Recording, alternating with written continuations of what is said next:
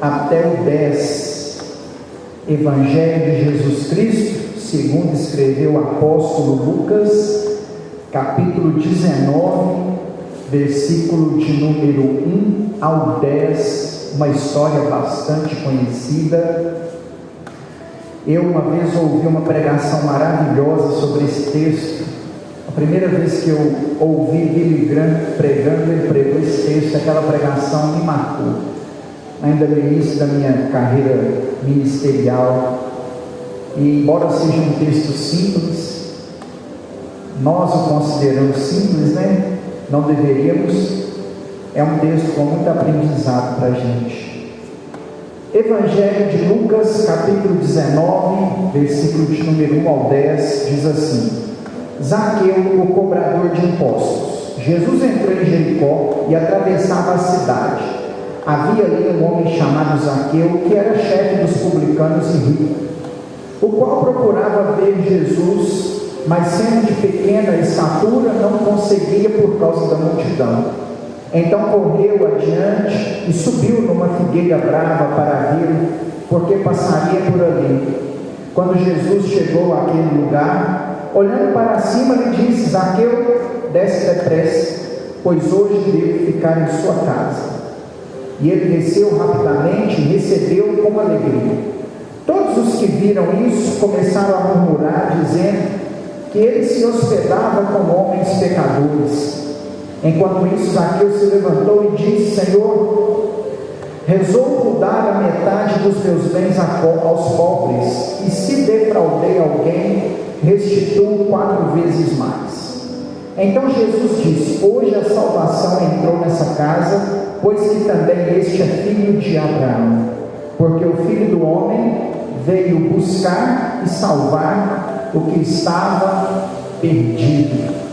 Deus, esta é a Tua palavra que foi lida, será ministrada aos nossos corações nessa noite, e o desejo do nosso coração aqui neste lugar é que o Senhor possa falar conosco através da Tua palavra, e o Teu nome seja engrandecido mais uma vez, que o Teu nome seja santificado nessa mensagem, que ela alcance o nosso coração como uma semente alcança uma boa terra, em nome de Jesus. Amém.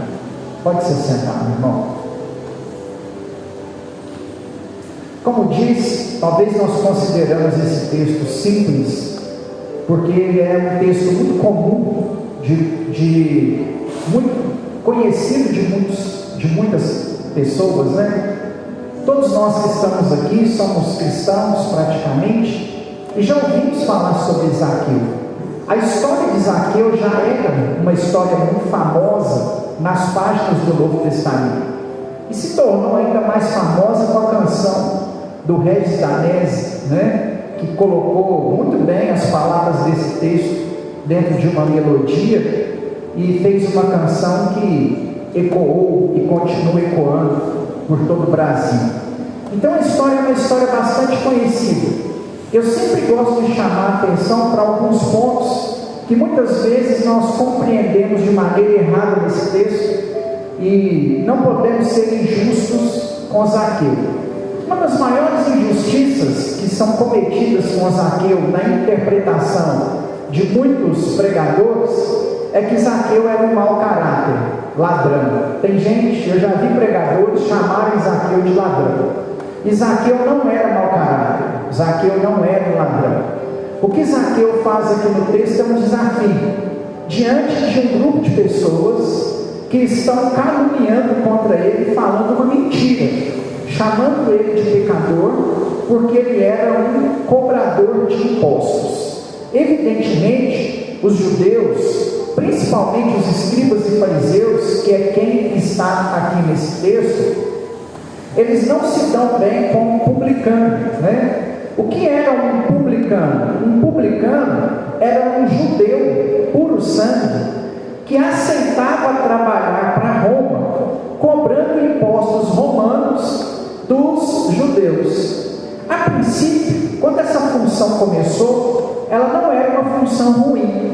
A pessoa que topava esse tipo de emprego ganhava bem de Roma. Não era qualquer um, né? Eram pessoas inteligentes, com um dom para matemática, que eram separados por Roma para poder fazer esse serviço, e ali eles eram assalariados.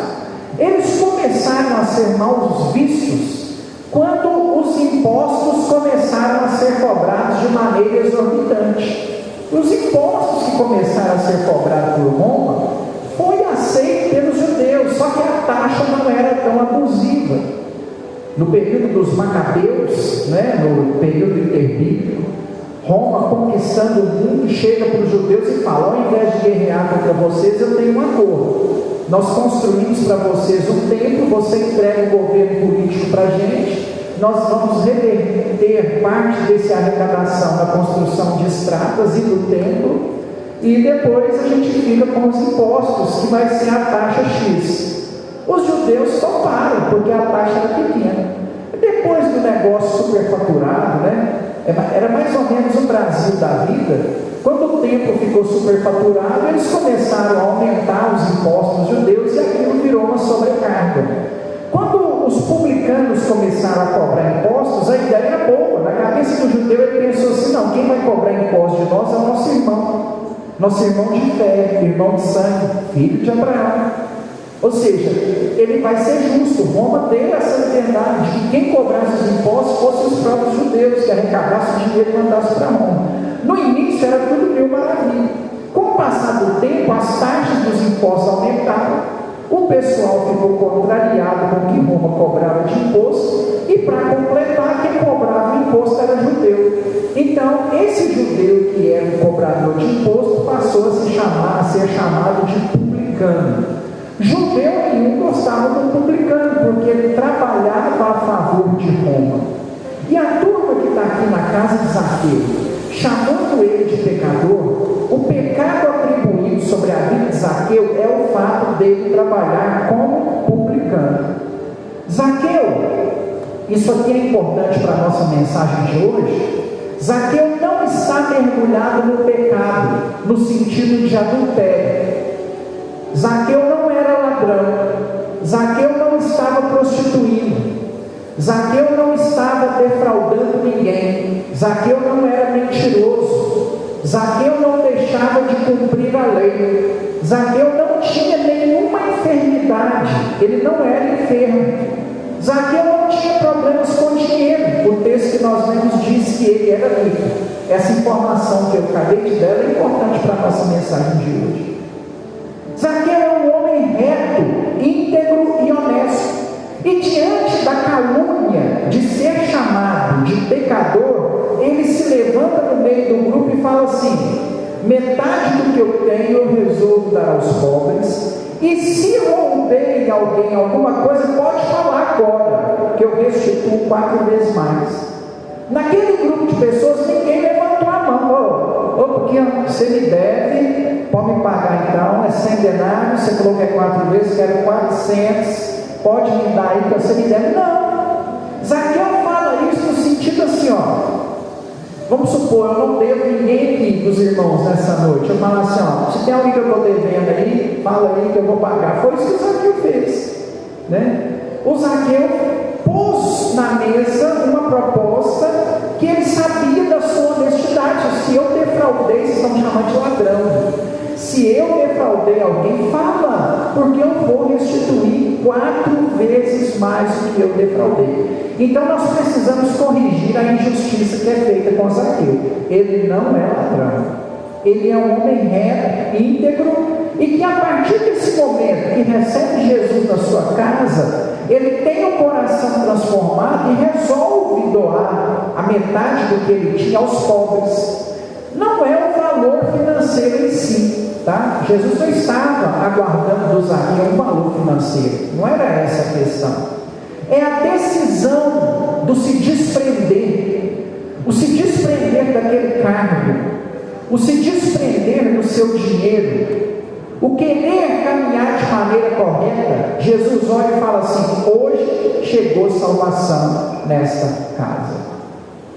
Eu aprendo desse texto que salvação vem, e eu tenho certeza da minha salvação, a partir do momento que eu demonstro os frutos dessa salvação. Entendeu? Eu não me converto para mudar de vida. eu mudo de vida porque me converti. O processo é o contrário. Eu não falo que eu vou ser para Deus daqui para frente. Eu sou o que eu sou para Deus daqui para trás. Jesus em Marcos disse assim, Marcos 13, se eu não me engano, demonstrai, pois, frutos dignos de arrependimento.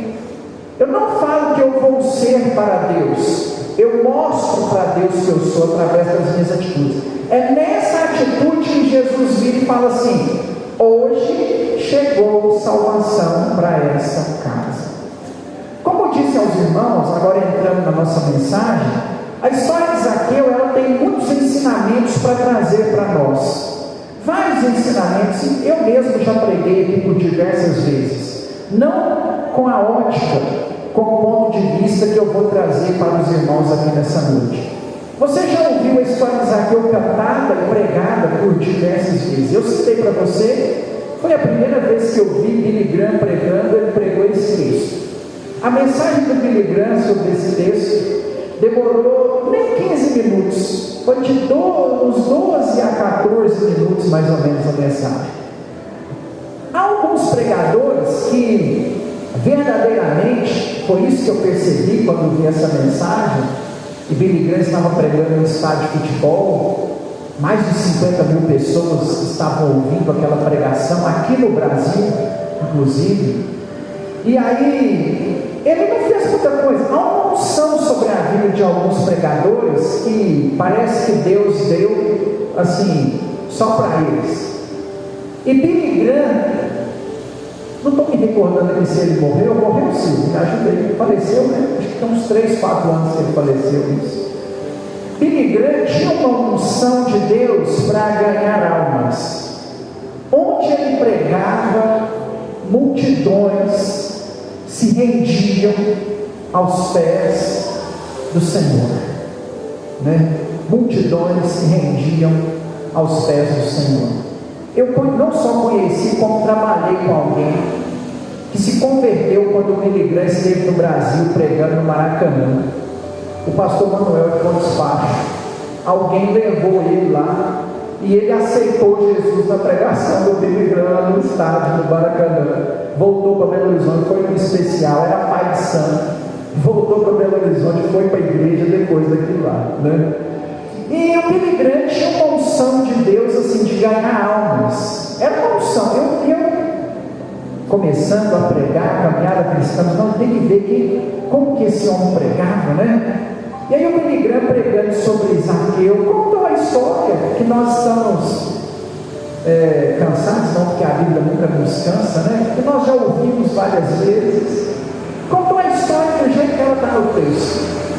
Na hora que ele terminou de contar a história, ele gastou uns 12 minutos, ele disse assim: faça como Zaqueu, desça das arquibancadas desse estádio, entregue a sua vida para Jesus. Irmãos, e começou a descer gente para dentro do campo de futebol. E aquela multidão, e gente chorando. E eu olhava aquela mensagem e pensava assim: gente, uma mensagem tão simples, um texto tão comum. E as pessoas, e a televisão filmava assim, as pessoas chorando e correndo para dentro do campo onde ele tinha chamado, rendendo a sua vida a Cristo, né? Mas uma mensagem muito simples, no sentido de fácil de ser entendida, e com uma unção do Espírito Santo muito grande. E foi nessa mensagem que eu aprendi que muito mais do que palavras de conhecimento, a boa mensagem do pregador precisa ter unção. Talvez o pregador não vai deixar para você aqui tanto conhecimento, mas se a unção de Deus estiver sobre o pregador, a sua vida vai ser impactada. Quando alguém me procura depois dessa mensagem, quando alguém me procura e fala assim: pastor, como é que eu prego? Eu falo assim: comece orando, pedindo a Deus unção. E conhecimento depois você corre atrás. Se você tiver unção de Deus, já é o suficiente para isso. Entre tantas coisas que essa história pode nos ensinar, eu gostaria de chamar a sua atenção para em primeiro lugar, para algumas coisas, né? Em primeiro lugar, o motivo que leva Zaqueu a querer ver Jesus.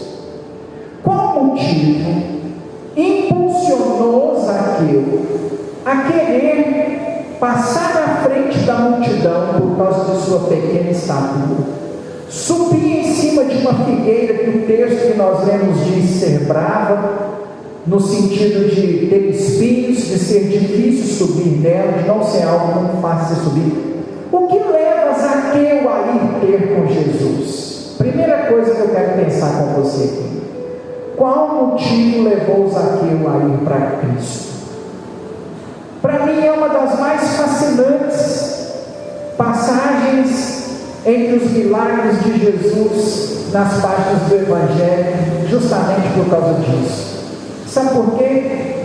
Nicodemos tinha uma força propulsora que o levou a encontrar com Jesus meia-noite. Nicodemos, dúvidas. Ele ouviu os ensinamentos de Jesus, viu que aquilo se encaixava com a lei. Dúvidas pairaram sobre o coração de Nicodemos, e Nicodemos então quer ver Jesus a qualquer custo. Quando nós pegamos o caso da mulher samaritana, algo impulsionou aquela mulher a dedicar sua vida a Cristo. Libertação. Ela necessitava achar algo que preenchesse o seu coração. Ela já havia se casado 5 vezes e nada preenchia o coração daquela mulher. Então ela tinha algo, ela tinha uma sede. Essa sede fez com que ela fosse para o Senhor. Quando nós olhamos para a mulher do fluxo de sangue, uma enfermidade impulsionou essa mulher após ter gastado todos os seus recursos com médicos e remédios. A enfermidade fez com que aquela mulher procurasse, fosse até Jesus, tocar na orla das vestes de Jesus. Aliás, enfermidades é o que mais impulsionou pessoas a procurarem Jesus. Os 10 leprosos, não só os 10 leprosos, outros leprosos, paralíticos, coxos, cegos, foram tragos diante do Mestre à procura de uma cura, de um milagre, de algo sobrenatural, e o Senhor não os desamparou. Amém? Então eu acredito mesmo que se você tem uma enfermidade, hoje é a noite de você trazer ela para Jesus, e Ele vai te curar, o poder dele vai te alcançar. Está certíssimo, não tem nada errado. Enfermidade a gente leva para Cristo. Isaías 53, 5: verdadeiramente Ele levou sobre si as nossas dores e as nossas enfermidades, tomou sobre si. O versículo ali tem quantas interpretações você quiser, desde que não fuja o princípio bíblico. Eu digo no sentido que as nossas dores e enfermidades ali, primeiramente é o pecado. Ele levou sobre si a enfermidade do pecado. E em segundo lugar, as nossas enfermidades mesmo, de acordo com a sua boa, perfeita e agradável vontade, se for da vontade de Deus, é para te curar. Eu já vi pessoas sendo curadas assim, instantaneamente. Orar e a pessoa ser curada. Não sei se você já teve essa experiência, espero que sim. Porque o nosso Jesus cura. Ele não curava no passado, Ele cura ainda nos dias atuais. Às vezes nós pedimos de maneira errada, vivemos de maneira errada. Às vezes a enfermidade é para a glória de Deus, mas que devemos levar diante do Senhor com essa perspectiva. Sim, devemos, o Senhor pode curar. A enfermidade talvez tenha sido a força propulsora que mais conduziu pessoas a Cristo nos 4 evangelhos. Houveram outras situações. Pessoas foram ter com Jesus pelo que Ele ensinava. Pessoas foram ter com Jesus por causa da extrema pobreza. Mendigos, pessoas que pediam esmola à beira do caminho, correram para perto do Senhor. Pare para pensar agora em você, que já é cristão. Talvez você nos visita nessa noite, ainda não entregou sua vida para Cristo há tempo. Mas para mim e para você, que já entregou a vida para Cristo há algum tempo? O que te impulsionou a vir para o Senhor? Me lembro naquela época lá ainda, final da década de 90, início dos anos 2000, eu não sou tão velho, tenho apenas 40 anos, mas os meus olhos veem alguns irmãos um pouquinho aí à minha frente. Você deve lembrar daquele período. Lembra aí dos anos 2000? Você acha que hoje está ruim? Você não viveu nos anos 2000. Você acha que hoje está ruim é porque você não lembra do cruzado real, do cruzeiro. Você acha que hoje no supermercado as coisas estão caras? É porque você não lembra como era no período Itamar Franco já estava melhorando, né, para Fernando Henrique Cardoso. Carro não era um negócio que qualquer pessoa tinha. Emprego era um negócio difícil.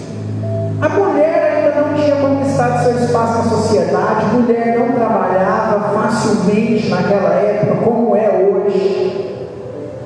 Na minha época eu não tive facilidades de acesso à faculdade.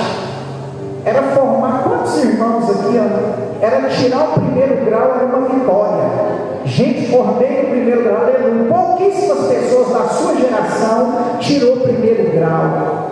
Naquela época tinha diploma de quinta série, formou na quinta série, sabe? Por aí escreveu o próprio nome, aleluia. Então formei. Até hoje você formou? Formei, eu sou formado em quê? Quinta série, oh maravilha, porque naquela época para nós isso era uma grande vitória. Não estou menosprezando não, porque era uma vitória mesmo. Nosso acesso era muito menor, nós tínhamos muito menos condições do que essa moçada aí hoje. Eu não tive nem 10% das oportunidades que o meu filho vai ter, que a Gabriele vai ter. Eu tive, você também não teve. Aquela época era uma época muito difícil. Irmãos, não sei aqui em Lagoa da Prata, mas lá em Pará de Minas não tinha emprego, ninguém arrumava serviço. Eu me lembro, eu estava há anos tentando arrumar o primeiro emprego, não conseguia primeiro emprego, e aí foi uma atitude desesperadora. Quando um amigo meu chamou para ir na igreja, eu pensei assim: eu vou, se Deus abrir uma porta de emprego. Cheguei na igreja, primeira vez, o pessoal estava mandando o pastor embora. O pastor tinha ido embora, o pastor Francinal tinha sido tirado da igreja.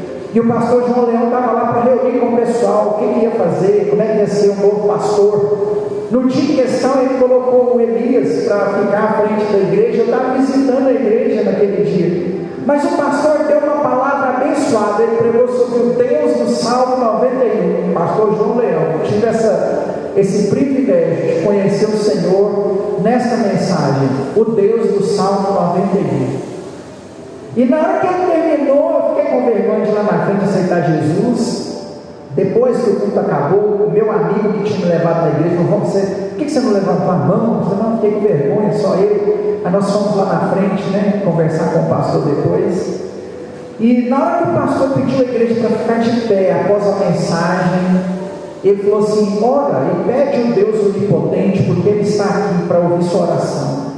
E eu orei assim: se o Senhor é esse Deus onipotente, abre uma porta de emprego para mim. Irmãos, no outro dia, meu tio Newton, que já faleceu, foi lá na porta da minha casa de moto, perguntou: você quer trabalhar? Quero. Meu sogro tem uma serraderia, está precisando de alguém, eu indiquei você. Você quer? Eu falei: preciso. Minha mãe passando já por muita enfermidade, e trabalhando também, mas a situação muito difícil, 2 filhas pequenas já tinha a Laís e a Luana. E aí no outro dia, na terça-feira, eu comecei a trabalhar. Na hora que eu fui lá e fui contratado pela indicação do meu tio, tipo assim, não tive que fazer entrevista nem nada, meu tio indicou o sogro dele, serviço arrumado. Eu saí de lá na terça-feira pensando assim: esse Deus é onipotente mesmo. O que me propulsou, né, a ir para Cristo era uma porta aberta que eu precisava. Falta de dinheiro, falta de serviço, falta de trabalho, fome. Literalmente. Estou defendendo a nossa situação atual, não. Está ruim mesmo. Mas que naquela época era pior.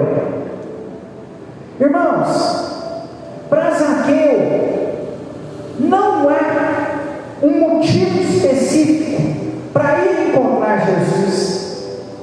O companheiro tem dinheiro, é judeu, não tem dúvida, não está enfermo, baixa estatura não é um problema, né? Não, nem foi um problema para ele, não era uma enfermidade. As intenções de Zaqueu era querer ver passar. Ele não queria fazer uma pergunta, ele não queria tocar na orla das vestes, ele não queria uma porta aberta, ele não queria uma esmola, ele não queria alguma coisa em troca, ele só queria ver. Aquelas palavras tinham enchido o coração de Zaqueu, a ponto dele ter se convencido em querer ver o Senhor. Eu acabei de testemunhar para você que fui para Jesus porque teve algo que me impulsionou, assim como você teve. No entanto, irmãos, nós precisamos melhorar o nosso nível de intimidade com Jesus. E hoje nós não podemos apenas querer receber algo em troca dele, nós precisamos ir mais profundo. Querer ver a sua face, sentir o seu aroma, sentir o seu abraço, o seu cuidado sobre nós, ver Cristo, sem esperar talvez nada em troca. Pastor, mas hoje eu vim aqui querendo algo em troca, não tem problema, talvez alguém te propulsou a estar aqui nessa noite, o Senhor vai fazer na sua vida e é bom que Ele faça mesmo, mas para nós que já conhecemos o Senhor, está na hora de parar com essa barganha de sempre querer de Deus algo em troca. Seja Zaqueu nessa noite, queira ver o Senhor, vem para o culto querendo ver Jesus. Senhor, te vi, não importa o que eu estou vivendo lá fora, não importa se o trem está ruim, se com perdão da expressão o pau está quebrando, se você está passando alguma enfermidade, você quer ver o Senhor, sentir o Senhor aqui nesse lugar, ouvindo a voz do Espírito Santo falando ao seu coração, sair daqui fortalecido, renovado pelo poder, pela glória dele sobre a sua vida. Queira ver. Em segundo lugar, ele não tinha, em primeiro lugar, ele não tinha um motivo que o impulsionasse a trocar alguma coisa com Jesus. Ele não tinha. Em segundo lugar, ele não mediu esforços para ver Jesus. Sua estatura era baixa, um homem abaixo do nível dos demais homens em Israel. A multidão era muita e ele não conseguia ver quem era o Senhor. E aí é literalmente o que acontece no texto. Flávio José nos ensina isso. Flávio José conta que Zaqueu olha um pouco mais adiante e vê pessoas em cima da árvore da figueira. Ele não é o único em cima da figueira. Ele vê mais pessoas em outras árvores, até porque, não sei se você sabe, na plantação de figueiras não tem uma só no meio do deserto, são muitas, e haviam várias pessoas em cima de várias figueiras.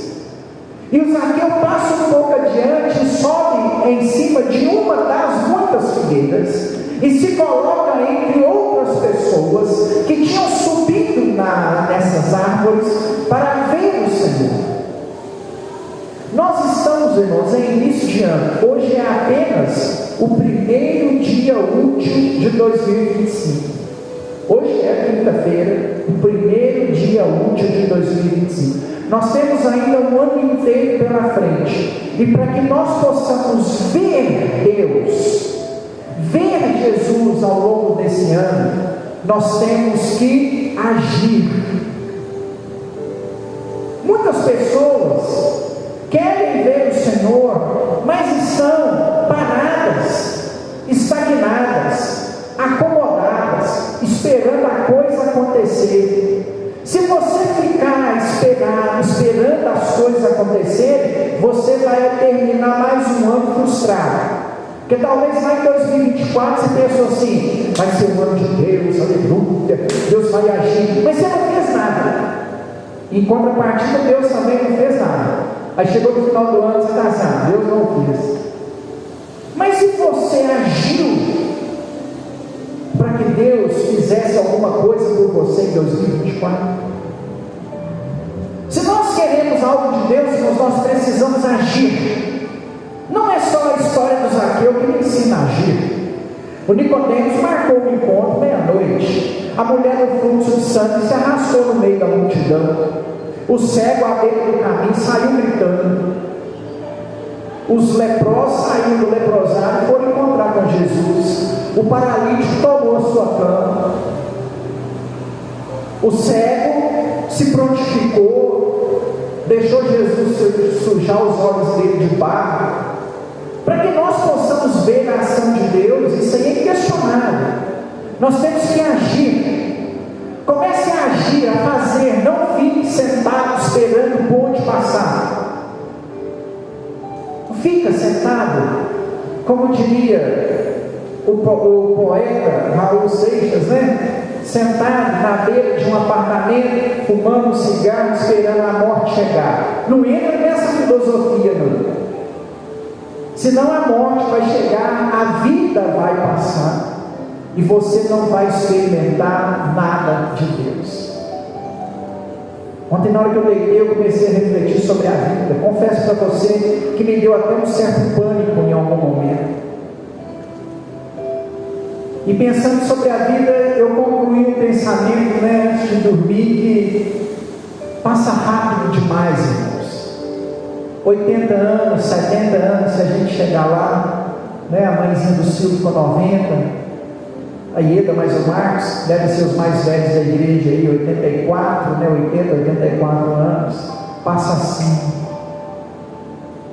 Nós não podemos paralisar, estagnar. Talvez você está vivendo um momento de crise espiritual, talvez você não vê Deus há muito tempo, mas eu pergunto para nós nessa noite: o que você tem feito para ver Jesus? Seja Zaqueu nessa noite, passa à frente da multidão, meu irmão, sobe na árvore, faz alguma coisa, porque Deus quer se revelar a você em 2025. O que você não pode é ficar no meio da multidão, quietinho. Tem muito crente pensando assim: não, mas eu vou ficar quietinho no meio da multidão, não quero ser visto, não quero ser incomodado. Chega, meu irmão, para que você possa ver Deus, você vai ter que dar um passo à frente da multidão. Você vai ter que vencer as barreiras, os desafios. Há desafios para estarmos aqui, são poucos não. Quantos de nós acordou talvez hoje cedo ainda, o sol nem tinha nascido, para poder trabalhar, e mesmo assim você está aqui pagando um preço para ouvir uma palavra, para estar no culto? É isso mesmo, glória a Deus pela sua vida, porque para ver Jesus nós temos que fazer alguma coisa, nós temos que agir. Para ver o Senhor você vai ter que começar a acordar de madrugada, você vai ter que dobrar os seus joelhos, entrar para dentro do seu quarto, fechar a porta, abrir sua Bíblia, algo você vai ter que fazer para ver Jesus. Essa é a figueira que você tem que subir, essa é a multidão que você tem que ultrapassar, esse é o passo à frente que você precisa dar. Estamos no novo ano, meu irmão, nós não podemos ficar omissos diante de Deus, como aconteceu em 2024, nós precisamos fazer algo para ver Jesus, porque quando nós queremos ver Jesus, Ele nos vê. Qual a expectativa que Zaqueu tinha de ser visto pelo Senhor? Nenhuma. Quando a gente lê o texto é muito claro. Zaqueu pensa: eu vou subir na árvore, ele vai passar, eu vou ver, eu quero só ver, ele vai embora, eu vou saber quem é. Era só isso. O que vem depois disso é um bônus. E que bônus? Aliás, é o maior presente que ele poderia receber, né? Eu até estou errado em chamar de bônus, né? Eu chamo de bônus olhando pelo ponto de vista de Zaqueu, que jamais esperava a atitude de Jesus, o identificar em cima daquela árvore. E sabe por que Jesus o identifica em cima daquela árvore? Porque quando nós queremos ver Jesus, Ele também nos vê. Quando você acorda de madrugada para pagar esse preço de oração, Jesus te vê. Quando você sai de sua casa no dia de chuva e vem para o culto, mesmo cansado que você acordou cedo, meu irmão, Jesus te vê.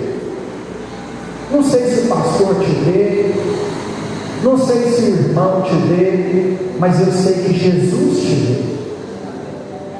Talvez você saiu e andou a pé até a casa do Senhor pensando que ninguém está te vendo. Jesus está vendo você. E quando, meu irmão, nós nos esforçamos para ver a Cristo, Ele também nos vê.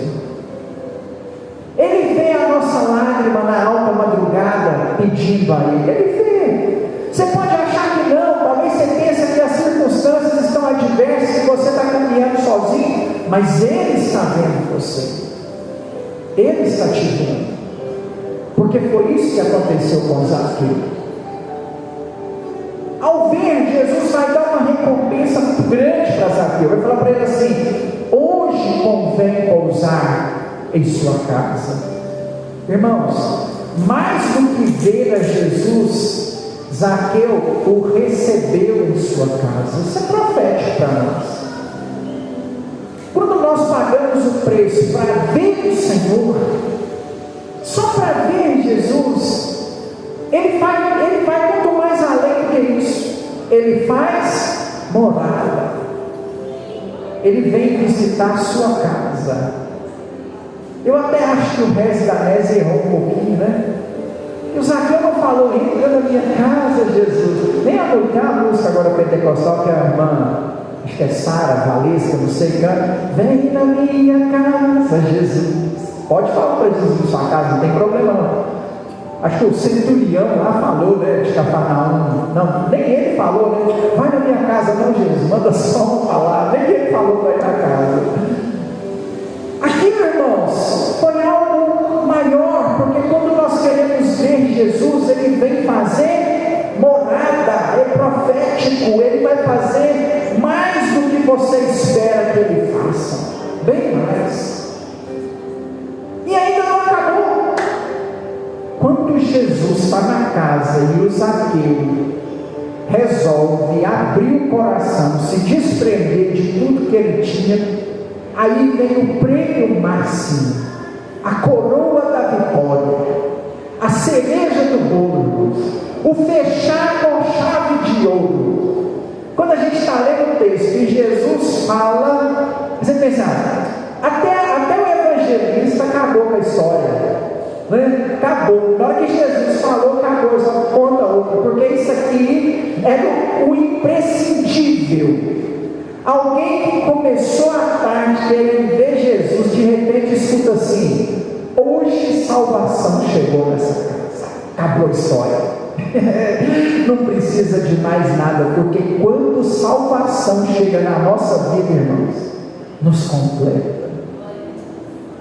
A gente pode estar precisando de uma cura, e Ele é Jeová Rafa, o Deus que cura, mas o que nos completa verdadeiramente se chama salvação. É maravilhoso. Estou todo arrepiado, meu coração arde, meus olhos enchem de água. Sabe por quê? É muito lindo ver alguém ser curado, mas é mais lindo e maravilhoso ainda ver alguém sendo salvo. Aquela portinha de emprego que Deus abriu lá na minha vida nos anos 2000 não é nada diante da salvação que Ele operou na vida desse pobre e miserável pecador. Não é nada. A cereja, o ápice, o final da história é salvação. Olha o que Deus fez na sua vida.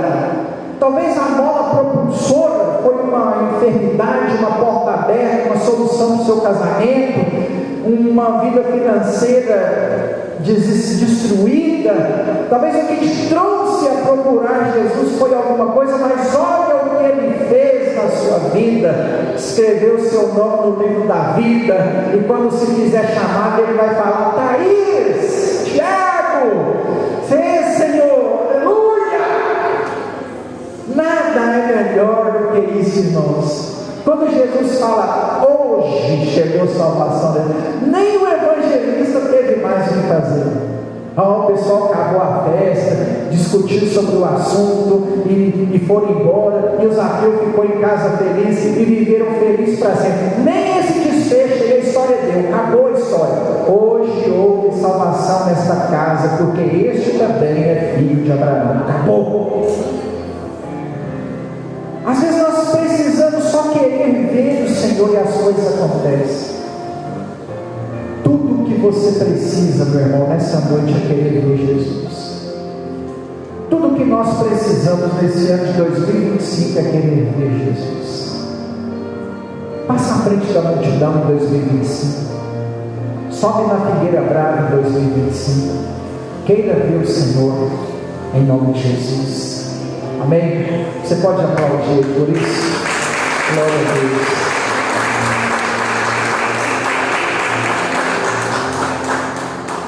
Se coloque de pé. Enquanto a Márcia vem cá cantar mais uma canção para a gente. Vamos orar ao Senhor, amém? Coloque a mão no seu coração. Olha a Deus. Qual é a árvore que você precisa subir em 2025? Qual é a multidão que você tem que passar à frente, meu irmão, em 2025 para ver Jesus? Ele está aqui nessa noite. Ele quer te abençoar durante esse ano. E qual é a multidão que você tem que passar à frente? Qual é a figueira? Qual o desafio? O que você está precisando passar por cima? Talvez tenha alguma conversa fiada, talvez tenha algum desafio financeiro, talvez tenha alguma enfermidade, talvez tenha uma preguiça danada, um desânimo que pairou no seu coração em 2024. Qual é a multidão que você tem que passar à frente? O Senhor nos convida nessa noite a seguir o exemplo de Zaqueu, passar à frente da multidão, subir na figueira, porque Ele tem grandes coisas para fazer em nossas vidas. Em nome de Jesus. Obrigado, Senhor, por estarmos aqui nessa noite, quinta-feira. Obrigado, Senhor, pela oportunidade de ter a Tua palavra, Pai, diante dos nossos olhos e nossas mãos.